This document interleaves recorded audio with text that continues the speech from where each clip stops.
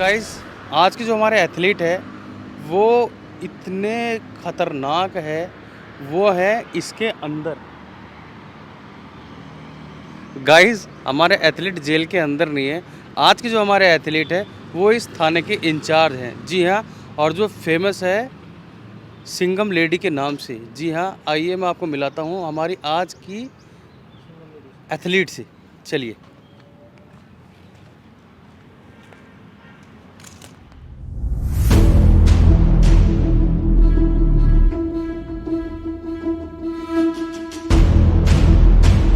पहले मैं आपको मिलवाता हूँ नोएडा की सिंघम लेडी, जो कि बहुत फेमस है नोएडा के अंदर, और हमारी एथलीट हैं आज की miss Rita ma'am. Hello ma'am, कैसे हैं मैम आप? मैं बढ़िया हूँ, फर्स्ट क्लास हूँ।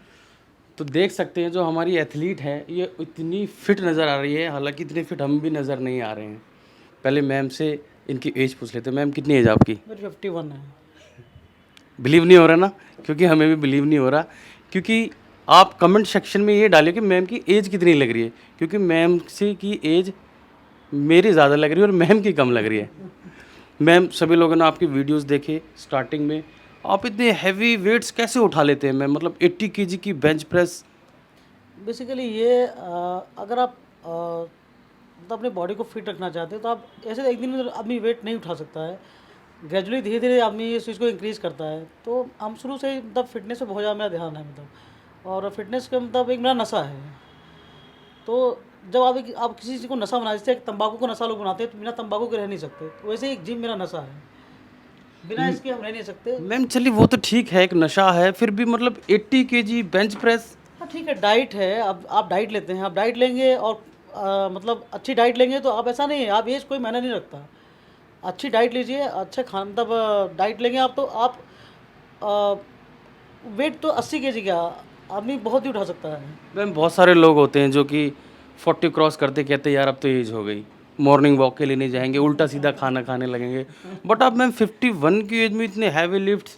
और देखो, एक चीज़ बता दूं मैं आपको, जब तक आप अपने अंदर अपना बचपन नहीं रखोगे ना, तब तक आप कुछ नहीं कर पाओगे। और आप जितनी छोटी छोटी चीज़ों को अपनी खुशियों में कन्वर्ट करोगे ना, तो एज कोई मानी नहीं रखती। आप एक बार एक 4 दिन लिए आप टेंशन में आ जाओ, आप देखिए 4 दिन में आप बूढ़े हो जाएंगे।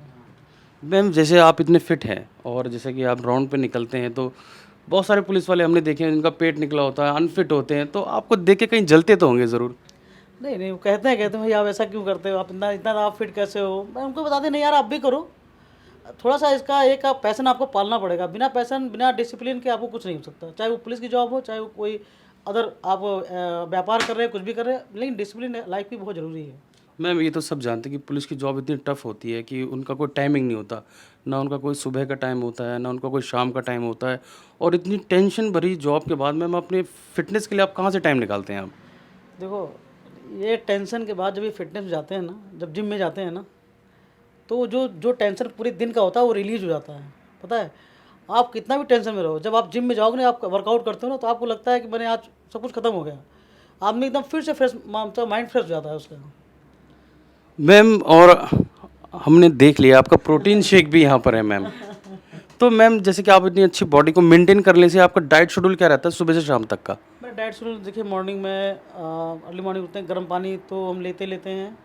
और उसके अलावा जैसे मॉर्निंग में उठे उसके बाद आपका जैसे 6 अंडे हमारे हैं, और ब्रोकली हो गया, शिमला मिर्च है, ये सब जितनी भी आपका एक अच्छा सा हेल्दी जो सलाद टाइप का वो बनाते हैं वो लेते हैं। कभी चेंज कर लिया, दलिया ले लिया, कभी मतलब जो भी मतलब कार्ब कम है, मतलब हेल्दी डाइट रहता है।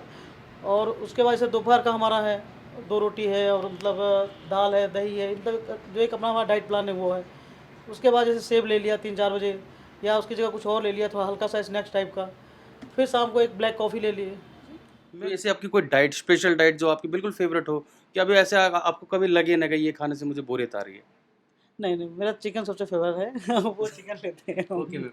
और मैम, जैसे कि मान लीजिए आपकी इतनी बिजी शेड्यूल है, तो मान लीजिए कभी आप जिम नहीं जा पाते हैं, तो आपको कैसा फ़ील होता है कि यार आज जिम नहीं गए, क्या नहीं, हुआ? अगर जिम नहीं जाते तो मुझे ऐसा लगता है कि आज मैंने अपने साथ चीट किया है और उसके लिए फिर मतलब अच्छा नहीं लगता, मतलब बुरा लगता है। मुझे लगता है नहीं यार ये गलत हुआ।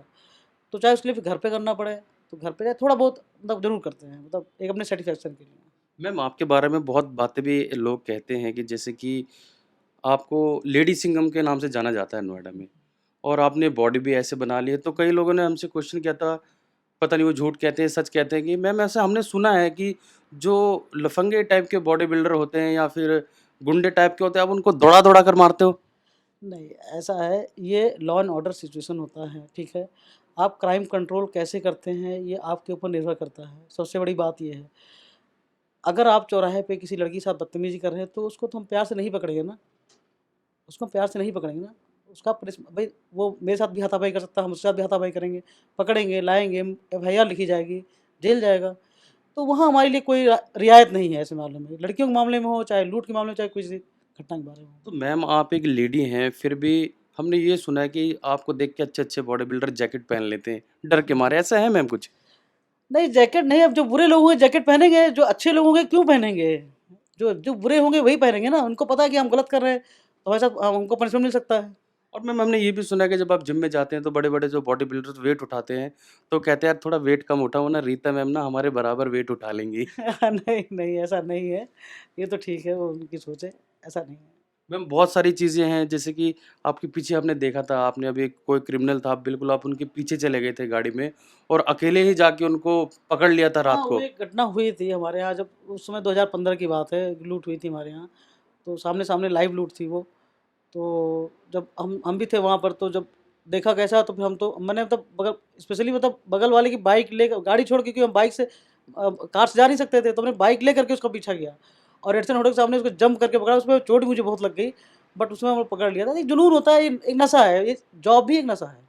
मैम हमारे नोएडा के जो हमारे तो नहीं कहेंगे, वो क्रिमिनल तो किसी के नहीं होते हैं, वो आपको देख के कहते हैं कि यार मैम तो पहले ही इतने खतरनाक थे, अब इन्होंने बॉडी भी बना ली है। अरे नहीं, नहीं। तो मैम पहले से आप स्पोर्ट्स में थे या फिर हाँ, हम पहले से मेरा स्पोर्ट्स था, मेरा गेम हैंडबॉल है। मैंने उसमें एनआईएस, बीपीएड, एमपीएड और नेट क्वालीफाई भी किया हुआ है। और उसके अलावा मेरा खेल अधिकारी में भी जॉब लगा था, वो भी मैंने छोड़ दिया। उसके जगह मैंने ये सब सेक्टर जॉइन किया था। मैम ये पुलिस की जॉब ही क्यों आखिर? मुझे अब ये इंटरेस्टिंग पार्ट है। अब आप हँसोगे। लोगों को जो पीटने के लिए मैम? ना, ना, ना, आप हँसोगे। कैसे? गाँव में पहले गाँव में दरोगा आते थे, जी मैम। ठीक है? तो गाँव वाले कहते, "अरे! दरोगा आ गया, दरोगा आ गया, दरोगा आ गया।" तो वो पता है गाँव में जो बुजुर्ग होते हैं ना, पता क्या कहते हैं? कि जो कोई आईएएस बन जाएगा गाँव में, एक दरोगा बन जाएगा। तो पता क्या कहते हैं वो? कि वो आईएएस नहीं जानते कलेक्टर क्या होता है। वो कहते हैं भैया हमारा दरोगा बनेगा। तो एक जो नशा होता था पिस्टल का, बुलेट का और पीकैप का, और वो तो वो एक जुनून था, मुझे अच्छा लगता था। तो मैंने भी कभी देखा था, तो मुझे लगता था नहीं यार मुझे बनना है। और मेरी किरण बेदी मेरी जो बहुत मतलब मोटिवेशनल वो रही हैं, तो उनसे काफ़ी मोटिवेट थे हम। मैम आजकल के जो लोग होते हैं मतलब आप एक क्या एडवाइस करना चाहेंगे लड़कियों को कोई अपने आप को बहुत लेज़ी समझती हैं या फिर समझती हैं छुई-मुई टाइप की और आप 51 के एज में आके इतनी स्ट्रॉन्ग और मैम तो लगी ही नहीं रही है कि 51 में है। मैं बार-बार 51 बोल रहा हूँ, कहीं मुझको चाटा ना जड़ देंगे। अरे नहीं। तो मैम आपको उनके लिए क्या आइडियल होना चाहेंगे कि उनको क्या करना चाहिए फ़िटनेस के लिए? देखो सबसे पहली बात बताऊँ मैं, महिलाओं को अपनी बॉडी फिट रखना बहुत ज़रूरी है। अगर आप फिट रहोगे ना, आप मेंटली हेल्दी रहोगे। दूसरा, जब मेंटली हेल्दी रहोगे तो आप अच्छी चीज़ों को सोचोगे। दूसरा, हमारा कहने का मतलब ये है, अगर महिलाओं के साथ कोई अपराध होता है, कोई बात होती है, तब मैं हमारा कहना सिंपल ये है कि वो उस चीज़ को छिपाए ना, वो खुलकर सामने आए। क्यों आज आपके साथ एक आदमी ने पीछा किया, फॉर एग्ज़ाम्पल एक आदमी ने आपका पीछा किया, आपने उसको अवॉइड किया, दूसरे दिन आपके कपड़े भी छुएगा, आपने अवॉइड किया जाने दो, तीसरे दिन आपके घर पहुँच जाएगा, चौथे दिन क्या होगा, आपका हाथ पकड़ के खींच के ले जाएगा। तो हम वो जो पीछा कर रहा है, हम उसको वहीं क्यों ना रोक दें? जब उसको वहाँ रोकेंगे तो ऑटोमेटिक आगे की चीज़ नहीं होगी। और हम क्या करते हैं, महिलाएँ डरती हैं कि यार हम एफआईआर लिखने जाएँगे, कोर्ट में जाएँगे यहाँ। आजकल इतना अच्छा हो गया है सिस्टम, इतना मतलब बढ़िया सिस्टम हो गया है कि आप कहीं जाए थाने जाइए तो आपकी एफआईआर भी लिखी जाएगी और कोर्ट में भी आपको मतलब बड़ा अच्छा मतलब ट्रीट किया जाता है, ज़रूरत नहीं है। मैम कहीं न कहीं आपको ये जो वर्कआउट है, आपका लाइफ़स्टाइल है, आपको माइंड को रिलैक्स करने में हेल्प करता है? हाँ, मुझे बहुत रिलैक्स करता है। हम थाना सेक्टर 20 में थे, पहले एसएचओ थे, तो चूँकि समय मिल नहीं पाता था, बहुत हेक्टिक शेड्यूल था, तो उसमें मेरा कोलेस्ट्रॉल हो गया था 900। 900 मैम? ट्राइग्लिसराइड जो 900 था। डॉक्टर भी, जब मैंने दिखाया, डॉक्टर भी कूद गया, बोला जी आपको तो हार्ट अटैक हो जाना चाहिए। मैम 900 में हार्ट अटैक हो जाता है? हाँ, 900 में आपको हार्ट अटैक हो जाना चाहिए। फिर उसके बाद मैंने थोड़ा तो उनका दवा तो लिया ही मैंने। उसके अलावा मैंने योगा में मॉर्निंग में मतलब 2 महीने शेड्यूल मेरा टहलने का, और उसके बाद योगा प्रॉपर, और थोड़ा सा जिमिंग करना शुरू किया, और उसके बाद में 2 महीने बाद मेरा फिर एकदम नॉर्मल हो गया। तो मेरा ये नहीं, हमारा कहना तो ये नहीं जिम जो लोग जाते हैं तो ऐसा नहीं, जिम जाके आप आधी बीमारियों से, आधी से क्या 95% बीमारियों को आप दूर कर सकते हैं। ये गलत सोच है लोगों की, अरे नहीं यार ऐसा नहीं है वैसा नहीं है। पर जिम जाते हैं, आप जाते हैं, आपका ना आपकी बॉडी जो मसल्स है ना, वो ऑक्सीजन लेती है। जब ऑक्सीजन लेती है तो ऑटोमेटिक आपकी सेल्स हेल्दी होंगी, जहाँ तक मेरा मानना है। तो मैम आप इसमें अगर कुछ ऐसा फिटनेस में कर पाएँ कि आप एक दूसरों के लिए एक आइडियल हो जाएँ, तो क्या करना चाहेंगे आप? आप क्या करना चाहोगे बताओ? मैम हम तो यही कहेंगे जितने भी हमारी भारत देश की लेडीज़ है, अपने आप को कमज़ोर महसूस ना करे।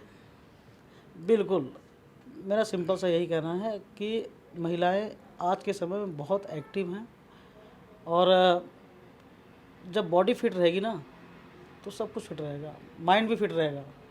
अब आप पता लगा आज बॉडी फिट नहीं है, आज आपको शुगर है, आपको पता लगा किसी को बीपी हाई है, किसी को कुछ है, तो आप तो आधा दिन तो डॉक्टर के पास ही बैठे रहोगे। मैम वैसे आप जिम में कितने घंटे वर्कआउट करते हैं? 2 घंटे 2.5 घंटे का कम से कम वर्कआउट है। 2 घंटे में मतलब बॉडी पार्ट रहता है मैम, कार्डियो भी है? नहीं, कार्डियो भी रहता है। कार्डियो में बेसिकली मेरा तो प्रॉब्लम ये है कि मेरा मेरा लिगामेंट टियर हो गया था। स्पोर्ट जब करते थे उसमें लिगामेंट टियर हो गया था मेरा, तो जिसकी वजह से हम बहुत रनिंग नहीं करते हैं, बट साइकिलिंग हम कम से कम कार्डियो में आधे घंटे ज़रूर करते हैं। आधे घंटे वर्कआउट होने के बाद ही, मतलब वार्म अप होने के बाद ही हम फिर वर्कआउट करते हैं। जैसे चेस्ट का अलग है, शोल्डर का अलग है, बैक का अलग है, ट्राइसेप्स बाइसेप्स अलग है, लेग्स अलग है, तो इस तरीके से कोई मैम बॉडी का ऐसा पार्ट जो आपका फेवरेट कहता है कि आज तो मैं जिम का सारा वेट उठा दूंगी? Chest press. Chest press? Ma'am वो तो देख लिया हमने, 80 केजी आपने चेस्ट प्रेस किया है, हमने देख लिया था मैम। मैम कोई एक ऐसा किस्सा बताइए हमारे व्यूवर्स को कि जिसे देख के लगे कि यार लेडीज़ कमज़ोर नहीं है, आपके साथ कभी लाइफ में ऐसी घटना हुई हो और आप वहाँ पर बिल्कुल भी नहीं डरे हो। देखो, एक सिंपल सी बात हूँ, हम बहुत अच्छी फैमिली से हम लोग नहीं हैं, ठीक है। एक जो नॉर्मल फैमिली होती है उसी से हम लोग बिलोंग करते हैं। मेरे फादर आर्मी में थे, हम 5 भाई बहन हैं, तो इतना ज़्यादा सबके साथ सर्वाइव करना बहुत मुश्किल था। जब हम इंडिया खेलना शुरू किए, जब हैंडबॉल खेलना शुरू किया मैंने, तो उस समय इतना पैसा नहीं हुआ करते थे फादर के पास कि हम लोग को दे दें, और ये है। उस समय कर्णम मालेश्वरी थी भारोत्तोलन की, इस समय एशियाड चैम्पियन भी है, इंटरनेशनल प्लेयर भी हैं वो, काफ़ी फेमस हैं मैडम। भारती मैडम थी उस समय, जसपाल राणा थे, लिम्बा राम थे, ये सब हमारे साथ कैंप किए हुए हैं। इन लोगों ने मेरे साथ कैंप किया हुआ है।